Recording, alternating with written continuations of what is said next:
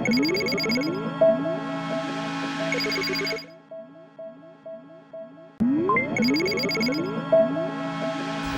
to 26 Minutes with Dr. Warren Seigel on the Zurmed Show.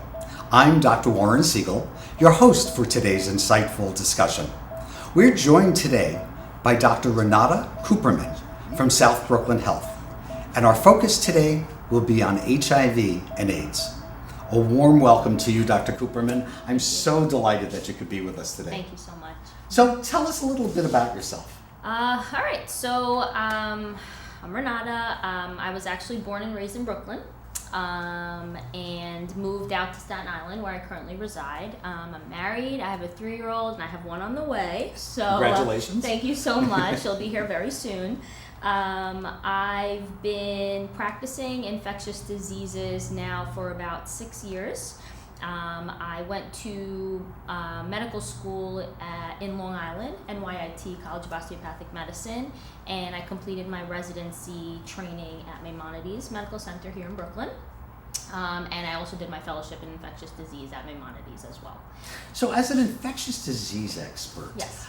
You trained in internal medicine and then decided to change careers. Explain that to me. So the way it works is internal medicine is a great residency to get into because there's a lot of little outlets you can take within the field of internal medicine. So internal medicine encompasses a lot of specialties, and so during my residency I went through different fields of practice. I rotated through gastroenterology, cardiology. I went through different rotations, and I found that when I rotated through infectious disease a few times, I really loved it. I was very interested in it, the diseases, and the thing that appealed to me the most was that you can give somebody one little antibiotic and the next day they're up and talking and feeling better and their fevers are gone. It's better than just, going into surgery and doing this whole big thing and then they're coming out and better. So I found like just a little pill makes them better. And also all the different myriad of treatments and diseases out there, not just in the United States, but all across the world that we see. I found that fascinating as well. And so I stuck with it. So infectious diseases, when I think of infectious diseases, I think of all the stuff that kills people. We just came through a pandemic. Yes. You must have been very, very popular during the pandemic. Yes. I think of dengue, I think of cholera, I think of all these diseases that unfortunately people are dying from. Today we're talking about a very difficult subject. Difficult for me because I'm much older than you. I remember the day that this new disease started. It didn't even have a name in 1981 when I was a medical student. Yeah. We're talking about HIV. Can you explain what is HIV? So HIV is what we know as human immunodeficiency virus. That's what HIV stands for. It's a virus that attacks the immune system. Specifically the cells that we have in our bodies that fight infection. And so because they infect those cells, our body is not adept to fight infection as well. And so we put our bodies under more stress to get even stronger, more scary infections.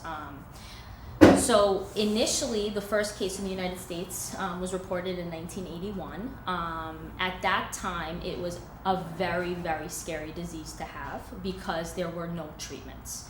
People were just dying and nobody knew how to fix it. But then in 1981, we had the first drug that came out known as AZT.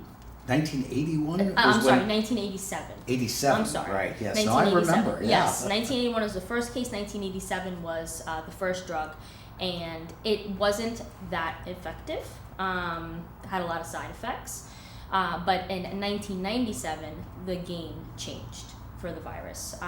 We came up with HAART, which is highly active antiretroviral therapy, which actually really have changed the prognosis of HIV. And so the virus, which we know of, this virus is usually spread through bodily secretions, most commonly during unprotected sexual intercourse or through blood, so needle sharing or injection drug use. And for the most part, it was a virus that used to kill. Now, with the addition of heart therapy and people taking medication and early screening, it has become a virus that you live with, but you can suppress very well with the medication, and you can live a very normal, healthy life.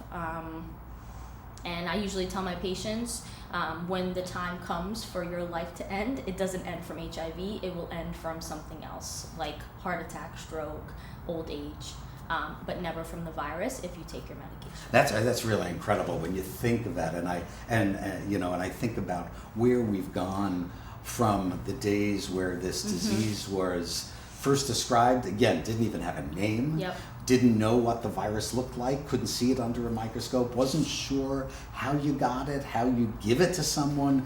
God knows we didn't know how to treat it. Yep. From 81 to 87, it seems like a really short period of time till we developed a drug that you said really wasn't that great. Yeah. And then we're at a different point today. But let's back up a little bit. How could someone tell if they have HIV? Yeah, so I mean, the easiest answer I can give is it's a simple blood test. So you can go to your provider, you can go to a community outreach center, you can go to the nearest lab, urgent care, and say, hey, I want to get tested for HIV.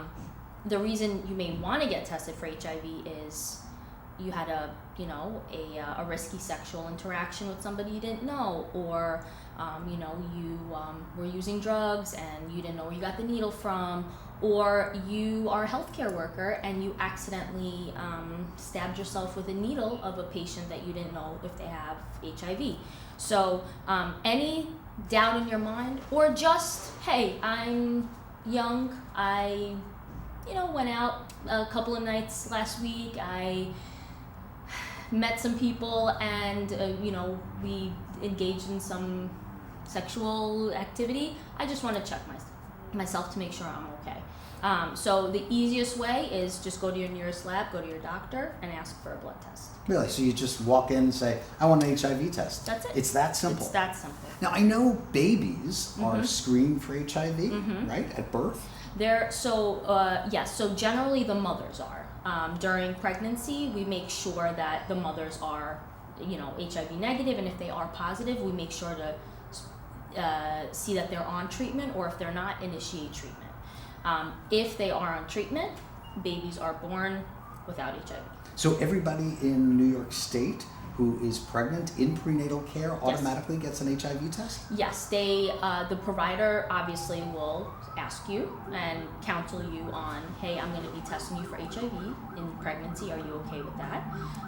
And most mothers will say yes, please make sure. So after they give birth, they now know they're HIV negative. Yep. That means their baby is HIV negative automatically, or is there still a chance that the baby will develop HIV? No, there's really no chance if the mother is HIV negative. Let's say she was tested before, doesn't have any risky factors, is not on treatment, she's HIV negative, she'll have an HIV negative baby. If she is HIV positive, and she is routinely monitored by her OBGYN as well as an HIV provider to make sure she has an undetectable viral load throughout her whole pregnancy, her baby will be born without HIV. There's not a chance the baby will be born with HIV. What about her partner during that prenatal time?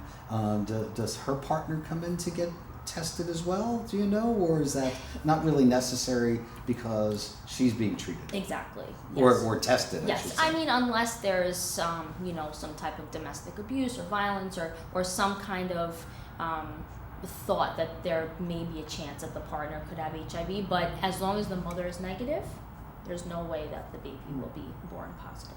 You used the term a few minutes ago, I think you said viral load. Can you explain what that is? Yes. So I'll tell you, I'll talk about two numbers. So whenever my patients come to clinic, there are two numbers that are very important with HIV. The first one, we'll talk about the viral load first. The viral load is the amount of virus, HIV, in a person's blood that is affected with HIV. So the higher that number is, the worse the viral load is, and the more virus is circulating through the system. The CD4 count are these fighter cells that all of us have. In somebody who does not have HIV, with a healthy immune system, that number usually ranges from 500 to 1600. That's normal. In patients with HIV, the CD4 counts tend to be lower because their immune system is lower, and so their body isn't as efficient at fighting infection. Once that CD4 number drops down to less than 200, that is where the word AIDS comes into play. That means that your immune system is badly damaged from the virus and you are at risk for getting other infections. So whenever I educate my patients, I tell them that your CD4 counts are like your soldiers. You want them as high as possible so that they can fight the enemy, which is the viral load, and bring that down. As long as your CD4 is up and your viral load is down, you are doing well, and the virus will not spread even higher and make your immune system weaker. The way that happens is by taking your medication, which we call heart therapy, every day, and not missing any doses. And if you do that every day for 6 months, like as if this is like the number one medication in your life and you need it like the air you breathe, once you hit 6 months of a viral load that's undetectable, meaning that it is lower than what lab you went to that detects like their level of detection. Some labs say less than 50, some labs say less than 40, some say less than 30. Whatever your lab uses, if you are below that level for 6 months, you are considered undetectable, and that is translated to untransmissible. So U equals U.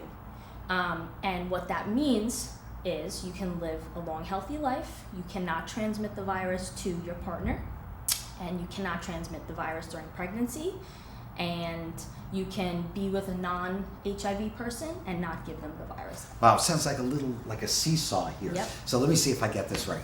If I'm worried that I might have HIV Mm-hmm. because I did something that I regret, Yeah. whatever that is, I can go to any doctor, Mm-hmm. any healthcare provider, Yep. nurse practitioner, PA, and say, I want an HIV test, and it's a simple blood test? Simple. I've heard about things in the mouth and saliva tests. Are those worth They doing? have home tests. Uh-huh. I preferably do not. They're good. They're okay, but blood is much better. It picks up the virus much quicker than the saliva. Okay, so I go, Yep. I get a blood test, Mhm. and I'm HIV negative. I don't have to worry about it.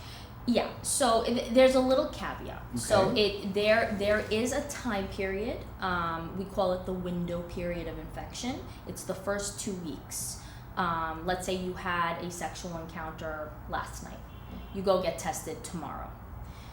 You may test negative, but I always recommend my patients to test again in 2 weeks, because there's a 2-week mark where the virus may not replicate as quickly, and it may not pick up the viral load yet.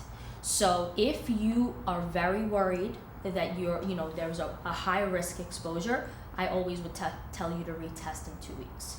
If that test is negative, then we're okay. So after 2 tests, 2 weeks apart of being negative, I can stop worrying. Yeah. If I'm positive, Mm-hmm. do I need to see somebody like you, an infectious disease Yes. specialist, or do I go to an internist? Yes. What's the next step? The next step is, once you test positive, you will be coordinated to an HIV specialist. You will be provided care to somebody that specializes in HIV. The Department of Health usually, any positive HIV test, they will call you, let you know, and then they will, coordinate you into care so that you can start therapy immediately. Oh, so how does the Department of Health get involved? So everybody's going to know my name, my social security number, my address, my phone number? No, so it's very confidential. It's very confidential. That's the first thing they tell you when they call you, that you have tested positive. We will this is all confidential information, only you and us know, and that, you know, this information will not be shared with family, friends, or significant others. When they do, they will ask if you've been with any significant others, or if you have a significant other, and they will anonymously let them know. But it's not, they would not say, oh, this person gave you HIV. We'll talk about that in a few minutes. Yeah. I'm assuming now, if I test positive, I need another blood test for this CD4 count and the viral load. And the viral load, I want it to be low, like my cholesterol, right? Right, Low. yes. And the CD4 I want high, Yes. like my income, right? Yes, exactly. So it's that seesaw. Exactly. And I can go on medication. Is this like an injection I have to be on? Is it pills that I have to be on? Do I have to take this forever? Yes. You mentioned once my viral load is negative, I can't give it to someone. I'm confused. Yeah. So initially what happens is, well, you know, you get tested for HIV. Your screening test is positive, and then they do a confirmatory test. That's like the next step. The confirmatory test will let us know for sure if you have HIV. Another blood test. They don't make you go for another one. It kind of, the lab just automatically runs the second test. So you don't have to go for a second blood test. Once it's confirmed, then they refer you to an HIV provider, and then the HIV provider will then go ahead and do a slew of tests, blood tests, where they will get the CD4 count, viral load. That will help me and other HIV providers see kind of where we're at in the course of your infection. I will see, you know, if your CD4 count is low, below 200, we know you have AIDS. If it's above 200, we know it's HIV. It hasn't gotten to the point of this, serious illness yet. And immediately, we start you on HAART therapy, which is a pill. This is a little, I'm not gonna dive into it, but in 2021, they approved an injectable medication.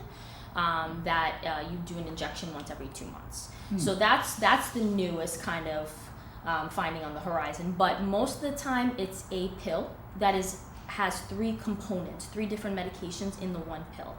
So, when HAART was initially introduced in 97, 3-pill combo, people were taking 2-3 pills at a time, which was really hard on them, their bellies, and just, being compliant with the medication. Here it's one pill. It has all 3 formulations within it, and the patients take it 1 time a day, at the same time every day, and that's it. One pill. One pill. Every day. Mm-hmm. Because I'm HIV positive. Because I'm HIV. And that will keep my viral load down. And my CD4 count up. Yep. Wow, come a long way since 1981 1981 to 1987, and then 10 years later. Wow. Yeah. Now, you made the distinction, I want to make sure I understand this, between being HIV positive and having AIDS. Can you talk a little bit more about that? Yes. So when you're, we'll talk about kind of the symptoms. We'll jump to that point.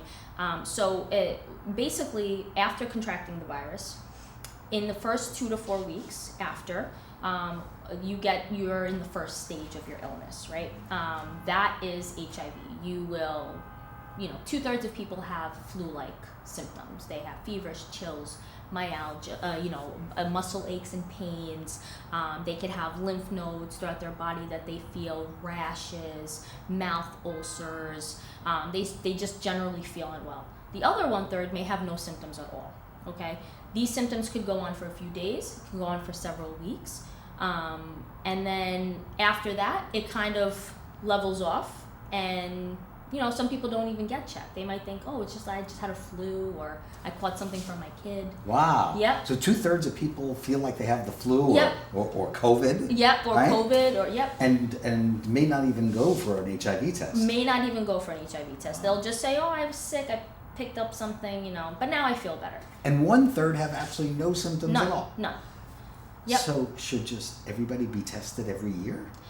Well, so the general recommendation is if you engage in risky behavior, or you're in a younger age group, you should get tested every year Okay, or so earlier. tell me, everybody's younger than me. Yeah. So tell me, what are the groups that we should be worried about? For the people, for the audience who's sitting at home, Yeah. who should be worried that maybe they should go have an HIV test? Right. So, first what I mentioned is if you are sexually active with multiple sexual partners, you should definitely test. And what does multiple mean? More than one, right? So, and especially if you're engaging in unprotected sex, but also not just vaginal and anal intercourse, oral sex, anything that communicates the genital area with a mucous membrane, which is your mouth, your vaginal area, your rectal area. If there's any communication with the mucous membrane and the genital area, and there's a break in the skin, meaning that there's blood there, you are at risk of contracting the virus. That's why people that, the gay population, bisexual, and any men who have sex with men, transgender women who have sex with men, anal intercourse is actually the highest risk of transmitting HIV because there is mucous membrane contact. There may be bleeding, and so anytime blood is involved, the risk of transmitting HIV is much higher. So if that's one of the risk groups. The other one is injection drug use, needle sharing. So if, you should definitely get tested if you do that. The other thing is there are certain communities where there's a higher prevalence of HIV, depending on the locations that people live. If you are in that type of community where the prevalence is higher, they recommend to get tested. The other is... Wait, can you explain that to me? My zip code? Yeah. Really? It depends. It really depends on the area that you're living. There are certain areas with different ethnicities. We do see that in the United States, the Black African American community, as well as Hispanics and Latinos, they have a higher risk of contracting HIV. That's just the statistics. So if you're in a community that is heavily populated there, if there's a community that has more injection drug use or needle sharing, or more of the subpopulations of gay or bisexual or men who have sex with men, if there's a higher prevalence of that in the community with more sexual interactions, then yes, these would be the groups that I would recommend more testing. And I would assume that those are also the groups that are less likely to get tested. Yes. Is that true? Yes. And what about access to medications? I would imagine this has got to be very difficult and expensive. What about for somebody who wants an HIV test but just can't afford it or doesn't have insurance? What should those people do? So we actually, depending on the area that they live in, for example, at our hospital, we have a lot of benefits for patients that don't have insurance or can't pay for it. We actually offer them free testing, and the medications are covered under a government-funded program, so they never have to worry about paying for their medications. And the importance of that is because we know how devastating this disease can be and what it can lead to ultimately, which is AIDS, which we talked about, which is the late stage of the infection. And if you are untreated and you have AIDS, then your life expectancy is about 3 years. And if you have AIDS and are untreated and you get another infection on top of that, which we call opportunistic infection, your life expectancy drops to a year. So we know this, and we help everybody here in New York State with access to care, testing, and medication. So it sounds to me like this has become really a chronic disease. It's a treatable disease. Again, I go back to the 1981 when I was a medical student, when this was a devastating disease that basically, I'd rather be told that I had cancer than be told I had AIDS. The stigma was just so huge. Is that still an issue today? So A lot of my patients, they still feel very embarrassed, and there is still this stigma about it, but I try to explain to them that it's not how it used to be in 1981 when we first heard about it. It's not transmitted by ways that we thought. I have patients come saying, "Oh, I don't even kiss my grandkids because I'm afraid I'm going to give them the virus." And one of my major kind of jobs is to educate them on, you can't transmit the virus if you're on medications. You can kiss your kids, you can hug your kids, you can eat from the same spoon and drink from the same drink, and you won't give them the virus. The stigma is much less than it was, if not almost completely gone. I think it's just more of what it used to be, and the fear of what it used to be, and just the lack of education of what it now is, and how much better the treatment options are, and the life expectancy, and just overall quality of life in these patients. You make it sound so easy. You make it sound so easy, but clearly doctors like you, nurse practitioners, PAs, have worked for years and years to bring us to where we are. Yeah. And I want to thank you for what you do every single day. Thank you. Thank you for continuing to educate all of us. And it was such an honor and a pleasure to have you on the show today. Well, thank you so much. And that brings us to the end of our program today. We sincerely thank you for tuning in and learning alongside all of us. For more information about our show, please don't hesitate to contact us at 718-510-2103 or visit us online at www.zurmed.com.